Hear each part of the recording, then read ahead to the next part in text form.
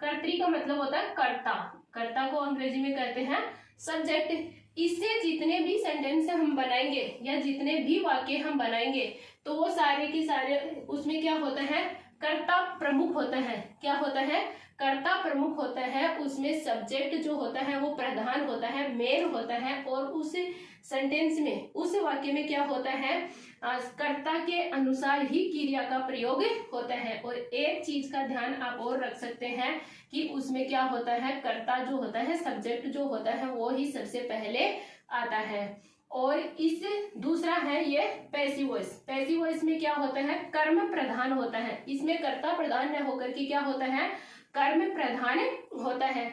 और इसके जितने भी सेंटेंस बनते हैं उसमें क्या होता है कि जितनी भी वर्ब, इसमें जो वर्ब होती हैं वो कर्म के अनुसार ही होगी। और इसमें पहले कर्ता न आकर के क्या होगा, कर्म पहले आएगा।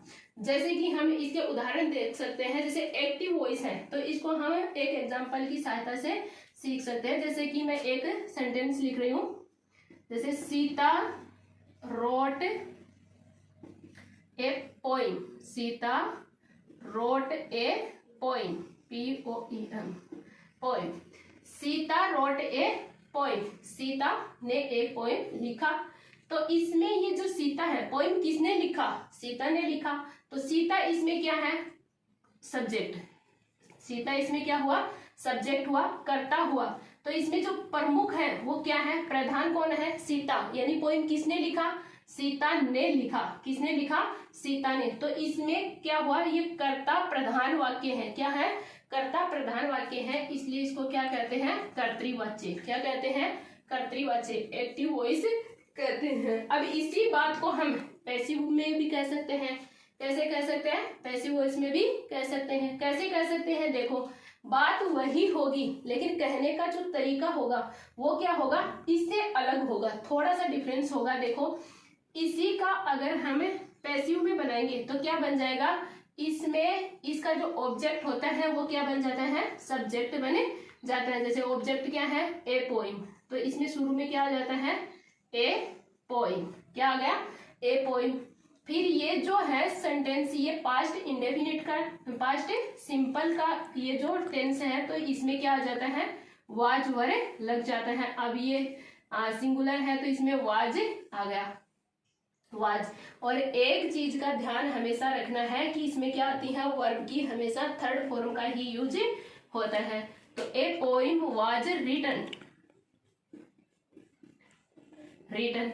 और इस सब्जेक्ट को हमें क्या बना देते हैं, ऑब्जेक्ट। यानी कि ऑब्जेक्ट को सब्जेक्ट बना देते हैं और सब्जेक्ट को क्या बना देते हैं, ऑब्जेक्ट। और सब्जेक्ट को जब ऑब्जेक्ट बनाते हैं तो उससे पहले हम क्या करते हैं, बाय का यूज करते हैं। तो बाय सीता, क्या आ गया, बाय सीता। यानी कि पोइम लिखी गई थी किसके द्वारा, सीता के द्वारा। किसके द्वारा, पोइम सीता के द्वारा लिखी गई।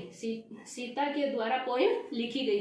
बात वही है लेकिन कहने का तरीका जो है वो बदल गया। तो इसको क्या कहते हैं दोस्तों, पैसिव वॉइस कहते हैं। एक तो बात को सीधे सीधे कहना कि सीता ने पोइम लिखी, कविता लिखी, एक सीता के द्वारा पोइम लिखी गई। जैसे मैं दूसरा एक उदाहरण आपको बताऊं, जैसे कि राम ने पुस्तक पढ़ी या पुस्तक राम के द्वारा पढ़ी गई। तो बात तो एक ही है लेकिन कहने का जो तरीका बदल गया, राम के द्वारा पुस्तक पढ़ी गई। तो वो जो वाक्य है वो किसका है, पैसिव वॉइस का वाक्य है। और भी ऐसे वाक्य हम देख सकते हैं, जैसे कि गीता ने गाना गाया, गीता ने गाना गाया, या गाना गीता के द्वारा गाया गया। बात एक ही है लेकिन एक पैसिव वॉइस का है और एक बात एक्टिव वॉइस और एक पैसिव वॉइस में कही गई है। दोस्तों आपको क्या करना होगा, एक्टिव वॉइस को क्या करना है, पैसिव वॉइस में चेंज करना होगा। क्या करना होगा, एक्टिव वॉइस को पैसिव वॉइस में चेंज करना होगा। और ये करने के लिए आपको सिर्फ 5 रूल्स को फॉलो करना है, जिसमें मैंने आपको पहला जो रूल बताया है वो बताया है सब्जेक्ट को ऑब्जेक्ट बनाना है। क्या करना है, सब्जेक्ट को ऑब्जेक्ट बनाना है। जैसे मैंने यहाँ बनाया, ये जो सब्जेक्ट है इसको मैंने क्या कर दिया, ऑब्जेक्ट बना दिया। और जो ऑब्जेक्ट है उसको सब्जेक्ट बनाना है। जो ऑब्जेक्ट है इसको क्या करना है, सब्जेक्ट में बदल देना। जैसे यहाँ मैंने इस ऑब्जेक्ट को सब्जेक्ट में चेंज कर दिया, जैसे ये सबसे पहले ले आए इसको।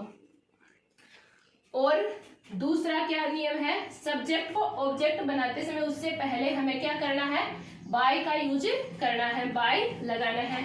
जैसे मैंने यहाँ पर ये जो सब्जेक्ट था इसको जब ऑब्जेक्ट, यहाँ पे जो सब्जेक्ट था इसको मैंने ऑब्जेक्ट बनाया यहाँ पे, तो इससे पहले क्या लगाया है मैंने, बाय लगाया है। तो आपको भी ये ध्यान में रखना है, जब भी सब्जेक्ट को ऑब्जेक्ट बनाए तो उससे पहले क्या करेंगे, बाय का प्रयोग करेंगे।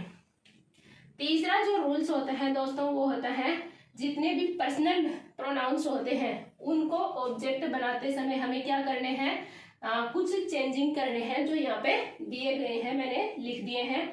जैसे आई जो होता है उसको हमेशा जब भी हम सब्जेक्ट इनको, ये जितने भी सब्जेक्ट दिए गए हैं ये पर्सनल प्रोनाउंस होते हैं, इनको ऑब्जेक्ट में अगर चेंज करेंगे तो इस तरह से करेंगे। जैसे आई को हम किस में बदल देंगे, मी में बदल देंगे। किस में बदल देंगे, मी में। वी को अस में बदल देंगे, यू को यू में बदल देंगे, दे को देम में बदल देंगे, ही को हिम में बदल देंगे, सी को हर में बदल देंगे, इट को इट का इट ही रहता है। एक तो इट और यू, ये दोनों नो चेंजिंग है, इनमें कोई किसी प्रकार का चेंज नहीं होता है।